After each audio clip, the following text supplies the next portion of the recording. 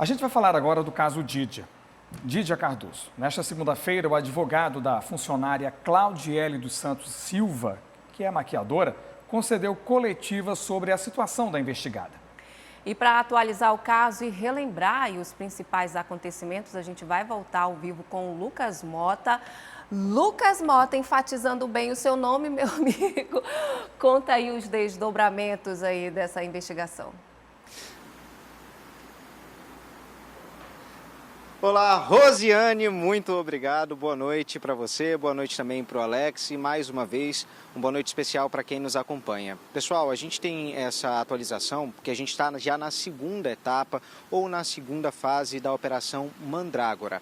E a partir de então, a principal notícia que a gente teve já no início da noite desta segunda-feira foi sobre esse pedido da prisão normal, realmente a prisão, a volta da Claudiele dos Santos para o sistema prisional, porque ela estava com a prisão domiciliar autorizada pela Justiça. Existem dois pontos dentro dessa história. O delegado titular das investigações, o delegado do primeiro DIP, o Cícero Túlio, ele solicitou esse pedido para a Justiça porque ele disse que a justificativa da Claudiele, que era a manutenção, a segurança da guarda do filho, ela não foi validada, ela é invalidada na realidade, já que a guarda está com o pai. Para a gente entender melhor esse motivo, a gente vai ouvir agora o que disse o delegado titular do primeiro DIP. Em relação a Claudiele, identificamos que parece que o filho dela encontra-se aos cuidados do pai da criança, uma vez que ela havia sido presa, e alguém tinha sinalizado que ela iria entrar com uma ação de busca e apreensão em relação a esse menor.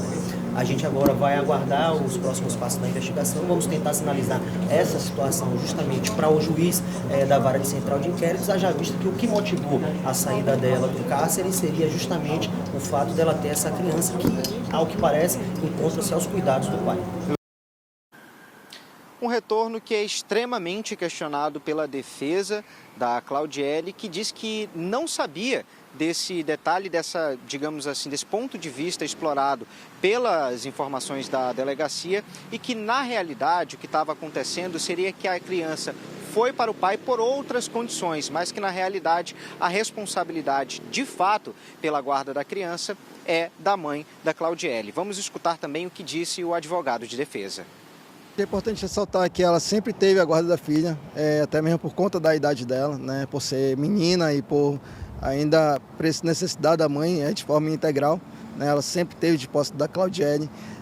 Foi entrada com uma ação de alimentos em 2023, que já foi sentenciado, inclusive o genitor da criança ele foi decretado a revelia, pois ele não contestou a ação, né, e foi decretado a revelia.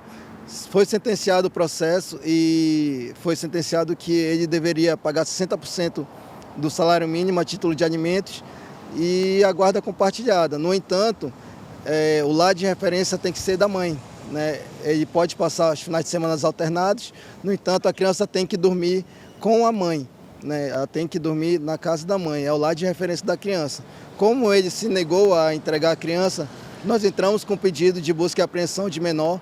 Estamos esperando a expedição do mandado para que a gente, com auxílio de força policial, possamos ir até a casa do genitor pegar a criança e entregar os cuidados da mãe. Não existe qualquer pedido de revogação da prisão domiciliar nos autos do processo criminal.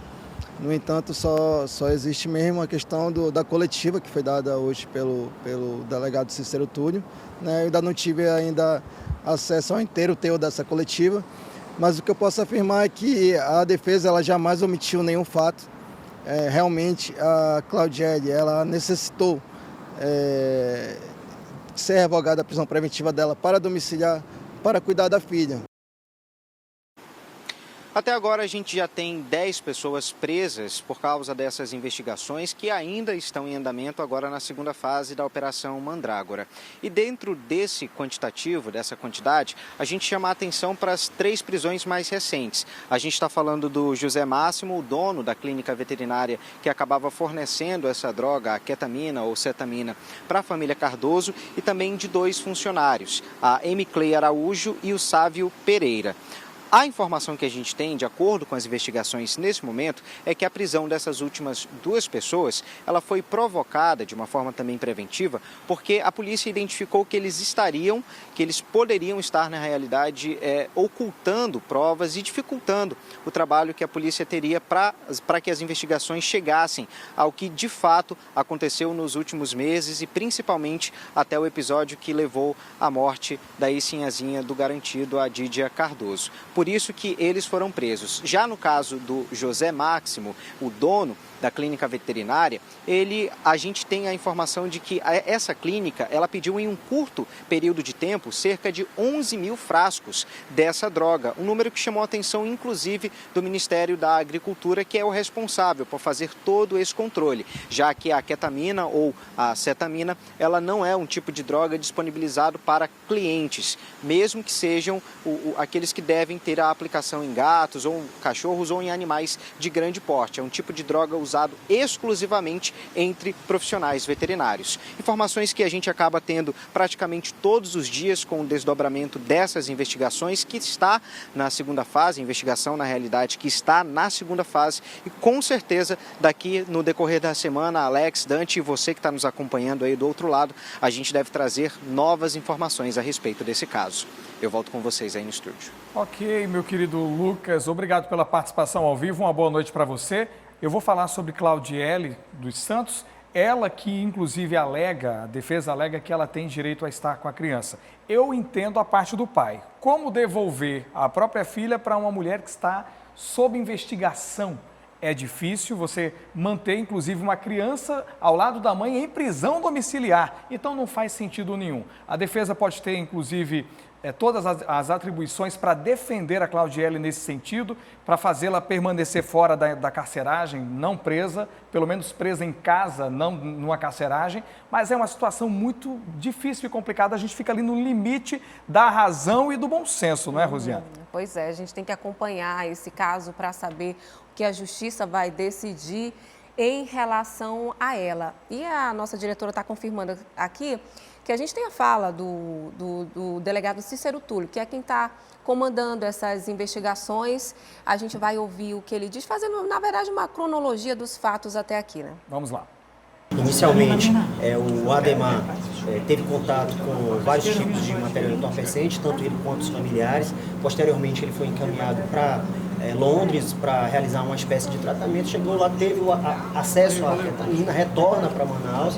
Quando chega em Manaus, conhece um casal de pessoas que acaba apresentando a ketamina na forma em pó. E posteriormente eles passam a fazer uma espécie de experiência a fim de identificar qual a melhor forma de utilização da ketamina para fins de render mais aplicações de consumo.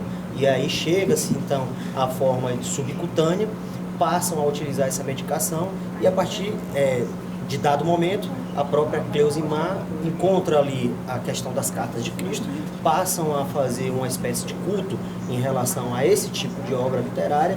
A nosso sentir, eles acabam fazendo uma interpretação equivocada do que seria essa obra literária e nesse momento eles acabam cooptando outras pessoas, principalmente funcionários da rede de salões de beleza, onde eles fazem parte, eles começam a ter dificuldade para comprar a medicação. O Bruno acaba tendo acesso ao Atos, haja visto que tinha conhecimento acerca da situação de fisiculturismo, uma vez que ele já havia sido acompanhado pelo Atos, e eles veem nessa relação a oportunidade de fazer um link entre o Atos e as empresas veterinárias para fins de conseguir esse material com maior facilidade. E aí, nesse aspecto, é que todos eles acabam se vinculando, adentrando nessa seita religiosa e facilitando aí o acesso à clínica Max Vet e outras clínicas veterinárias para a compra desse material. Aí, um grande resumo de tudo o que acontecia e o que também chama a atenção na explicação do Lucas Mota foi a enorme quantidade de doses, 11 mil doses de cetamina ou ketamina que foi adquirida por esse veterinário que inclusive se entregou no sábado. Como compram como conseguem acesso a esse quantitativo de medicamentos sem uma fiscalização devida do próprio Ministério da Agricultura. Então é algo que começa a entrar numa seara gigantesca. Quantas outras clínicas podem financiar ou fomentar esse tipo de tráfico da mesma maneira como acontecia com a seita Pai Mãe Vida, né? Pois é, uma investigação longa, pelo que a gente pode observar, vamos ter que seguir de olho nesse caso. Você quer ficar por dentro de tudo que acontece na nossa programação, ser avisado quando a gente postar um vídeo novo? Então se inscreve no nosso canal, não esquece de ativar o sininho e vem fazer companhia com a gente aqui no canal.